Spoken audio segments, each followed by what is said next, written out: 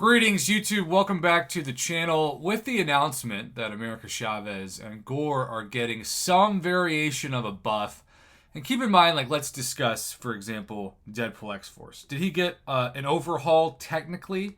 Yes.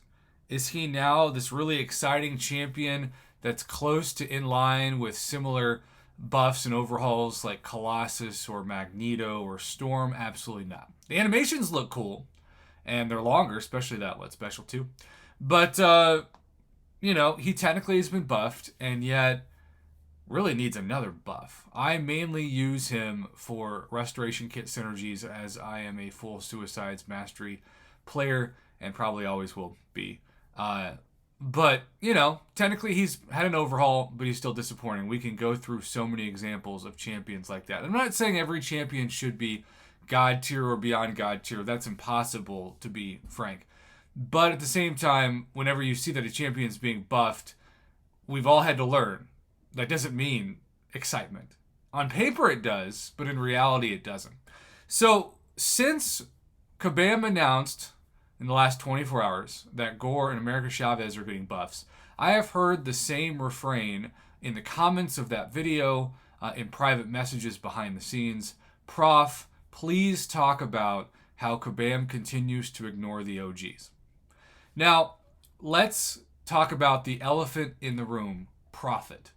That is the main reason why they have taken their time to be nice with the OGs compared to the newer champions. Their entire rebalancing program is on the assumption that we're going to take care of champions that cost $10 per crystal first. Now, that is just smart business, right? This magical moose Crystra, I said Crystra because I was going to say Rintra. This magical moose crystal for Rintra is the kind of crystal that costs 300 units. And I always say it's $10 worth of units. Technically, that's fake news. It's more than $10 worth of units, because if you spend $10 on units, you'll get 275 units, which is 25 units short. And sometimes people remind me of that too. They say, Prof, you're not being honest. It's like $10 and change. Maybe even like $12 to $13, which is crazy to spend $12 to $13 American, which is actually closer to $15, $16 or more Canadian or Australian or the currency in places like India. So, when you do the exchange rate, it's even more than that. To get a 3-star or a 4-star, if you're lucky, a 5-star, which if you get to a certain progression level, even Thronebreaker, you're probably not going to use. Though I say that, and I've made a video about how the death of 5-stars is dramatically overrated and fake news, because even in Battlegrounds, the best 5-star defenders, I don't care if you're talking about champions from Korg to the aforementioned Rintra, to champions like Penny Parker, even champions like Medusa, Overseer, right? If you put them as 5-stars, Guardian at max sig, Thing, they're going to cause some problems, 5-star or not. But it's still hard to get excited about a 5-star at this point in the game. So there's this era known as the before and after, really Grandmaster featured crystals, because they were the start. But then Cavalier crystals changed the game, and it is crazy to think that in 2022, almost 2023, when we have the 7-stars on the horizon, we're still getting excited to open something that's 2 progression titles behind. Like opening Thronebreaker crystals as a wallet breaker, aka Paragon, would be kind of crazy enough, but Cavalier crystals, I almost have to train my brain to be like, yeah, that was 2 progressions ago. So because the era of spending cash and opening for featured 5 and 6-stars, which used to only be available in the featured 6-star crystal and 5-star crystals, which were really awesome, right? Especially the featured 5-star crystal. I guess there really was never a featured 6-star crystal to that amount. But then when they changed up the system and they went from giving you a 20 or 25% drop rate for that 6-star, believe it or not, that used to be the case, or I should say 5-star, then a 4.2% chance for the 5-star.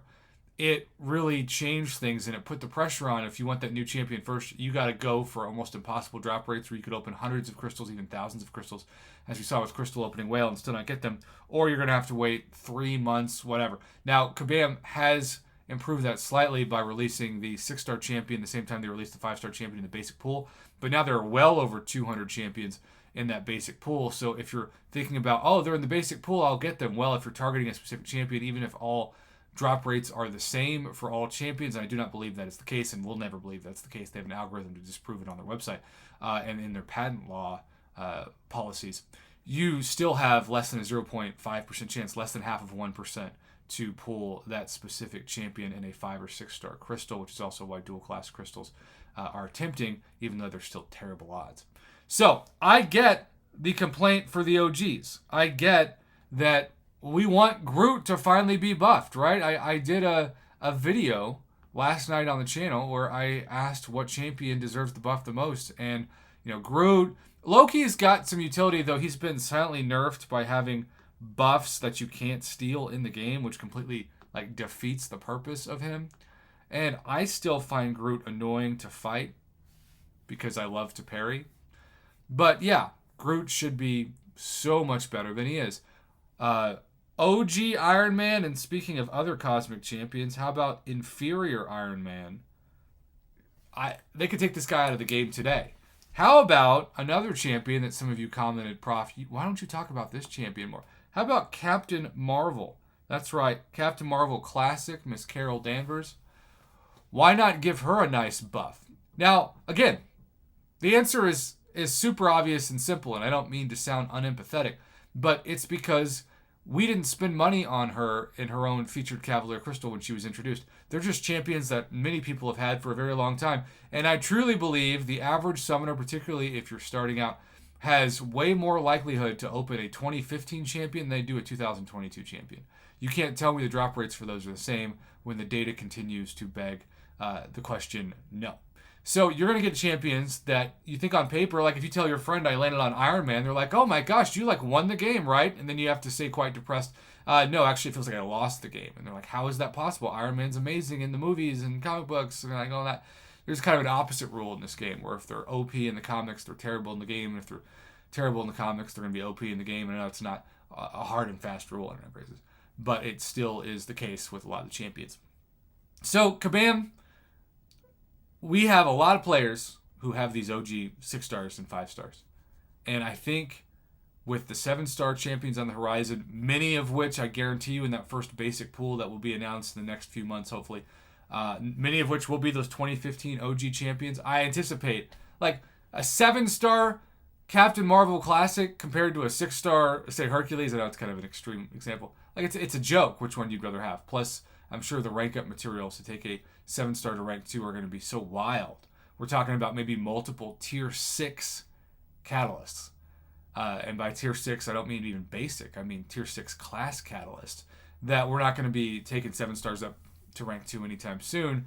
And so 6 stars to rank 5, when those materials become more widely available, it's just going to be like when it was much cheaper and easier to take 2 5 stars to rank 5 before 1 6 star to rank 2 back in the day. And I would have several videos on the channel talking about the benefits of that. And it's only gotten cheaper and easier to awaken a max sig 5 star. Still not super easy and cheap, but certainly way cheaper than 6 stars. So Kabam, in 2023, and I know this video feels a little early because it's not December, it's November, players need more confidence that you're going to buff the OGs that haven't been touched and make the Avengers actually really good. I also think they are going to really give Doctor Strange a nice buff. Hopefully similar to Magneto. They've discussed that in the past couple of patch notes, but we haven't seen a definitive timeline for that because I think they're working through all the kinks of it right now behind the scenes. Otherwise, I appreciate the feedback. I'll do my best to continue to be a voice for you on my community channel. And as always, have a great rest of your day.